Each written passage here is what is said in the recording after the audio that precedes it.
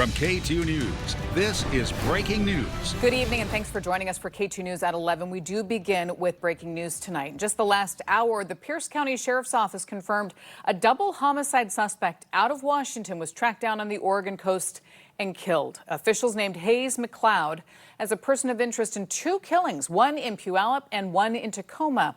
Deputies say the first victim, a 35-year-old man, was found dead this morning. The second killing followed about 30 minutes later. McLeod was later found in Seaside, where police called it a major incident at Seaside Cove. A shelter-in-place order was issued. It has since been lifted. Deputies say the killings appear targeted. A motive is not yet known. And that's where we are finally going to get questions answered about who exactly made this decision and why. A new investigation is underway in Oregon after claims that some ballots may not have been picked up by postal carriers on Election Day. Tonight, KATU's on your side digging into the allegations and what comes next. Officials say they're now trying to determine who made that decision and whether it affected voters. KATU's Victor Park is at the live desk for us tonight with what they're demanding to know. Victor? Yeah, good evening there, Deb. Benton County says it first learned about the issue by reading about it in the newspaper, not from the Postal Service. Now the county clerk is demanding answers about who made the decision and why it happened on Election Day. Questions are mounting after allegations that some Corvallis voter ballots may not have been collected on time during the May primary. Ant Waits with the Benton County Clerk's Office says the county only became aware after seeing reports about missed ballot pickups. We came into the office and found that there was a story about postal carriers not picking up some ballots from Corvallis routes on Election Day. Immediately sent that up to our county clerk, Darla Rush. Waits says Clerk Darla Rush quickly contacted the Postal Service and the Secretary of State's office.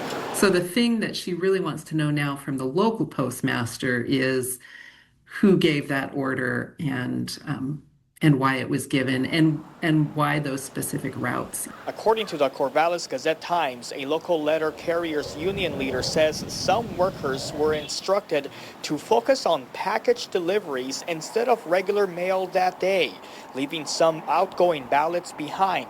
Benton County says it cannot identify exactly which ballots may have been affected because some mail was still collected along those routes. It's not an all or nothing thing that happened here. So we can't determine exactly who was affected, but we will be able to tell people if their ballot was properly postmarked. The county says 388 ballots arrived with late postmarks after the May primary, compared to 79 in the 2024 May election. Officials say those ballots did not change any election outcomes. Okay, and Benton County says the next step is a meeting with the local postmaster and the Secretary of State's office. They say it should help answer who made the decision not to collect those ballots and why. That meeting is scheduled for tomorrow morning. Now, we've reached out to Tobias Reed's office and the Oregon Attorney General's office. The AG's office says they are working on getting us answers tomorrow. Deb? Victor, thank you. This is new tonight. The Clackamas County Sheriff's Office is asking for help finding a missing and endangered 21-year-old woman. Deputies say Emily Bennett Hoffman was last seen yesterday night at her home on Bell Avenue in Clackamas County. Investigators say Emily is autistic, semi-verbal, and does not have medication that could be life-threatening if missed. Authorities believe she may be headed toward southern Oregon or California. If you see Emily, you're urged to call 911 immediately. Portland Parks and Recreation wants your help redesigning Tom McCall Waterfront Park. That bureau launched a design competition today, calling for teams all across the world who want to improve the 31-acre park and do so with Portlanders' wants and needs in mind. KATU's Jennifer Singh is live along the Waterfront Park tonight with more on what's next for the future of the waterfront. Jen? Yeah, Deb, Tom McCall Waterfront Park has served as Portland's front yard for more than 50 years. And while Portland Parks and Rec says it's in need of a number of infrastructure upgrades, Portlanders have a simple request: keep it clean and keep it green. The city of Portland says Tom McCall Waterfront Park is due for upgrades, launching a competition Wednesday to find a team to design the future of the park. So it's about improving access for everybody and making it a more welcoming, enjoyable porch to welcome people into our city. The city says they've been hearing from Portlanders about requests for improved access to the Willamette River, stronger connections to downtown, space for major events, and ensuring the 31-acre park is accessible for everyone. We want to revitalize and make it easier on them, make it a better experience for the viewer. And at the same time, we also know that the downtown's changing, and we need to change the downtown, quite honestly. And it needs to become more of a neighborhood. Ross Swanson with Portland Parks and Rec says a cost is yet to be determined. We don't have those funds. We need to design, and once we have that design and once we have the input from the community, whether it's a preferable design, then we can start that process, which will include fundraising for an event like that, or a place like that. He says any remodel is also likely to be done in phases. People downtown have differing thoughts on the idea. I think money should be used elsewhere instead of this park. I feel like we're a very fragmented city at times, so I think it'd be awesome to have an attraction to kind of bring people downtown. One thing everyone seems to agree on is wanting the waterfront park to be a clean and safe space year-round. I feel like there's still a lot of graffiti and the petty crime is real, right? So I feel like we need a spit shine down here. Hopefully the people will come back to Portland, come downtown Portland. And the city wants your 2 cents as to what you want to see along the waterfront park. The city has a survey open that you could find the link to on our website. Now, the design competition is open for applications, and you have until July 30th to submit your application if you're interested in doing so. The city of Portland, or Portland Parks and Rec, says we're expecting to see design plans and proposed design plans by early 2027 with the ability for public input. Ultimately, City Council will make the final decision. Live along the waterfront in downtown Portland, Jennifer Singh, KATU News. Looking forward to seeing some of the ideas that come out of this. Jen, thank you. Well, looking back at the history of arguably Portland's most recognizable public spaces, the city's riverfront looked very different. For decades, Harbor Drive ran along the waterfront, carrying traffic through downtown Portland. In the early 1970s, leaders made the decision to remove the freeway. The land was transformed into what is now Tom McCall Waterfront Park, opening in 1978. Today, the park hosts some of the city's biggest events, including the Rose Festival and Waterfront Blues Fest. As this competition gets underway, KATU will continue to follow the latest developments, bring them to you right here on KATU News. You can also head to our website, katu.com, when we're not on the air. Developing tonight, Salem is suing the U.S. Army Corps of Engineers. The city filed a lawsuit over the planned drawdown of the Detroit Reservoir. Salem city manager says the city's drinking water is safe and plentiful right now, but she says the Corps' plan raises some serious questions about long-term water reliability. Salem is seeking legal relief to protect its water supply. The lawsuit was filed in federal court in Eugene. Salem joins Marion County, which sued the Corps over the same drawdown plan. A Portland-based immigration advocacy group is suing several federal agencies over information related to a possible immigration detention center in Oregon. Innovation Law Lab filed the lawsuit after requesting records from Immigration and Customs Enforcement, the U.S. Coast Guard, and the U.S. Fish and Wildlife Service earlier this year.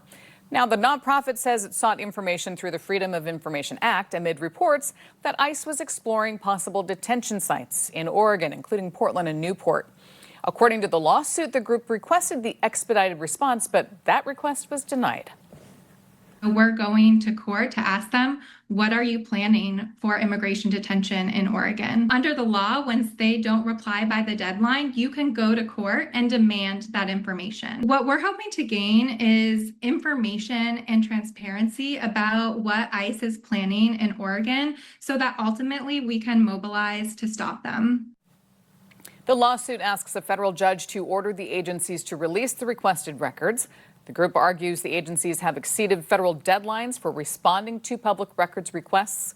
Earlier this year, ICE told Oregon members of Congress it was not planning to open any new long or short-term detention facilities in the state. Tonight, Oregon Attorney General Dan Rayfield is seeking a 60-day pause on Paramount's $110 billion deal to acquire Warner Brothers. In a statement, Rayfield says he presented the motion to a judge this morning and has another hearing scheduled for Monday. Paramount Skydance reached a deal to acquire Warner Brothers Discovery in late February, and the company says it plans to close the agreement next week. The proposed acquisition cleared a major regulatory hurdle when the Justice Department gave Paramount its stamp of approval in mid-June. In response to Rayfield, a spokesperson for Paramount released a statement insisting the merger complies with Oregon's antitrust laws. Time now for a first look at Storm Tracker 2 weather. We're going to talk to Avery Elowit, who's in for Dave Selesky tonight, maybe in just a little bit. Oh, there she is. Okay, there you are, Avery. So, a beautiful day this afternoon. Absolutely. We're going to take a look at the camera on the Big Pink. I mean, it looks absolutely gorgeous out there. I love all the lights when it's nighttime out there, and it's a clear sky, not really overcast out there, clear night, and we're expecting it to stay mostly clear for the rest of tonight. Temperature-wise, 64 degrees. We expect to really stay within the 50s later on tonight, dropping to 50s rather. So 63 about right now, and we're dropping to 55 by 3 a.m. and just a couple more degrees as we head into 5 a.m. before we warm up for another nice and sunny day tomorrow, 82 degrees. Lots of sunshine. This is pretty close to the average for what we would typically see for this time of the year, which is 80. So sunshine, typical weather. We're expecting those clouds, well, not really any, but if there were, to clear up before we get into that time. We do see some clouds in the coast to kick off the morning, and again, that should clear up. We're really seeing sunshine all across the board. Later on, I'm going to break down the dry and seasonable weather we're currently seeing, as well as the clear nights and when we're expecting things to heat up and by how much in a little bit. Avery, thank you. We are keeping a close watch on a wildfire out of Washington. All level 3 evacuations have been reduced to level 2. This is in the small town of Vantage. Kittitas County Sheriff's Office says the Ryegrass Coulee fire burned at least one home and forced the entire town to go under a go now evacuation order. The fire started Wednesday night near Vantage Highway and grew to 800 acres. It's 10% contained. It appears to be human caused. Late today, crews lowered the evacuation level and residents were allowed back home. Deputies warned some areas could be without power overnight and urged people to stay clear of downed lines. Still to come on KATU News this evening, a major decision for the future of Lloyd Center. Why Portland City Council rejected a last-minute appeal and what it means for the mall's long-awaited redevelopment. We create a lot of valuable content on KATU News. If you want to see it again or share it with your friends, point your phone camera at the QR code on your screen. It'll take you right to the KATU News YouTube page.